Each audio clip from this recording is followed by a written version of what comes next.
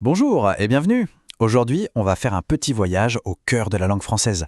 Mais attention, on ne va pas juste apprendre une liste de mots, non, on va s'approprier l'art de convaincre, de structurer ses idées avec cette petite touche d'élégance bien française. Imaginez-vous à la terrasse d'un café, en plein débat passionné, où chaque idée s'enchaîne avec une fluidité parfaite. C'est exactement ça notre objectif. Et pour nous guider, on a une phrase magnifique de Nicolas Boileau qui va être notre fil rouge. Ce que l'on conçoit bien s'énonce clairement. C'est la clé de tout. Une pensée claire mène à une parole limpide. Et les petits mots qu'on va voir aujourd'hui, ce sont les ponts élégants qui relient nos pensées à nos paroles. Alors, voici notre plan de construction.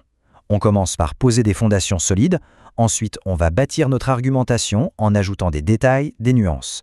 Troisième point, on va connecter les idées entre elles pour que tout soit logique.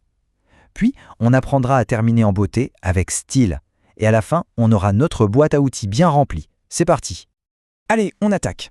Première partie, poser les fondations. Comme pour construire un monument, un argument qui tient la route a besoin d'une base solide, d'une première pierre bien posée. Voyons comment faire ça avec assurance. Et pour poser cette première pierre, l'outil idéal, c'est en premier lieu. C'est une façon un peu plus soutenue, un peu plus chic de dire premièrement. Ça envoie un signal très clair à la personne qui nous écoute. Attention, voici mon premier argument. Par exemple, comment apprendre le français efficacement ? En premier lieu, il faut écouter beaucoup de contenu authentique. C'est simple, c'est direct et voilà, la base est en place. Bon, la fondation est là. Maintenant, il faut monter les murs. Un bon argument, ce n'est pas un bloc monolithique. Non, c'est une structure riche, avec des détails, des points de vue différents. C'est ce qui lui donne sa force et le rend vraiment intéressant.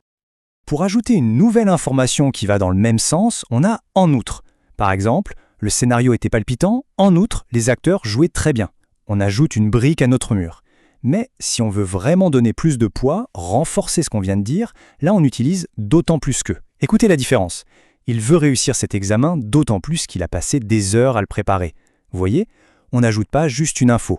On explique pourquoi la première idée est si forte. C'est bien plus percutant. Alors là, attention, point super important, une nuance qu'il faut absolument maîtriser. La différence entre d'une part, d'autre part, et en revanche. Le premier, c'est pour présenter deux facettes d'une même médaille, deux aspects qui coexistent. Le deuxième, en revanche, c'est pour introduire un vrai contraste, une opposition frontale. On écoute les exemples pour bien saisir. Dans la première phrase, l'expérience et la bonne impression, ce sont deux points positifs qui s'additionnent. C'est parfait. Dans la seconde, on a une faiblesse face à une force. C'est le jour et la nuit. Le choix du mot change complètement le sens de la phrase. L'art de l'éloquence, c'est aussi l'art de la précision. Pour ça, on a deux super outils. Du moins, qui est parfait pour nuancer un peu ce qu'on dit, pour ajouter une petite précaution. Le service dans ce restaurant est excellent. Du moins, c'est ce qu'on dit. Ça montre qu'on n'est pas péremptoire. Et puis on a notamment, qui est génial pour donner des exemples concrets. Mon cousin a vécu dans beaucoup de pays, notamment l'Espagne, l'Italie et le Mexique. Ça rend le discours tout de suite plus vivant. C'est bien d'avoir de bonnes idées, mais elles deviennent vraiment puissantes quand on montre les liens logiques qui les unissent. L'argumentation n'est plus une simple liste de points, ça devient une chaîne de raisonnement solide, où chaque maillon est bien accroché au précédent. Par conséquent, A, voilà le mot de la logique par excellence. Il annonce une conséquence directe, inévitable. Si A est vrai, alors B arrive. Regardez, il faut avoir de bonnes compétences en gestion humaine. Par conséquent, j'ai décidé de prendre un cours en leadership. La décision est la suite logique du constant, c'est clair, c'est net, et ça montre que la pensée est structurée. Et là, on entre dans une subtilité vraiment fascinante de la langue française. De sorte que ce petit mot peut vouloir dire deux choses très différentes, et tout dépend du verbe qui suit. S'il est à l'indicatif, on exprime une simple conséquence, un fait.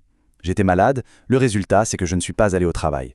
Mais si le verbe est au subjonctif, on exprime un but, une intention. C'est la motivation derrière l'action. C'est toute la différence entre un résultat subi et un objectif visé. C'est beau, non ? On a posé les fondations, on a monté les murs, on a tout bien connecté, il ne reste plus qu'à poser le toit et à faire les finitions. Une bonne conclusion, c'est essentiel. Ça ne fait pas que résumer, ça laisse une impression finale forte et élégante. Et pour cette touche finale, en somme, est juste parfait.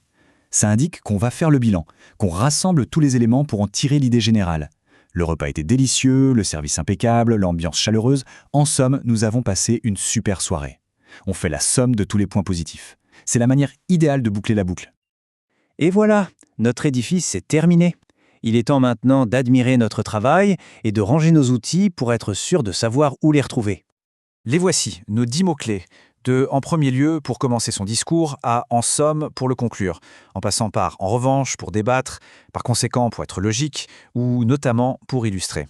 On a maintenant un véritable petit arsenal pour rendre n'importe quelle idée plus claire, plus nuancée et au final beaucoup plus convaincante. Et ça nous amène à une dernière réflexion. Parce qu'au fond, apprendre à mieux structurer son discours, n'est-ce pas aussi une façon d'apprendre à mieux structurer sa propre pensée ?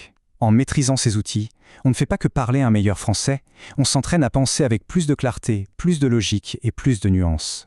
Une belle idée à méditer. Merci beaucoup d'avoir suivi cette analyse et à très bientôt.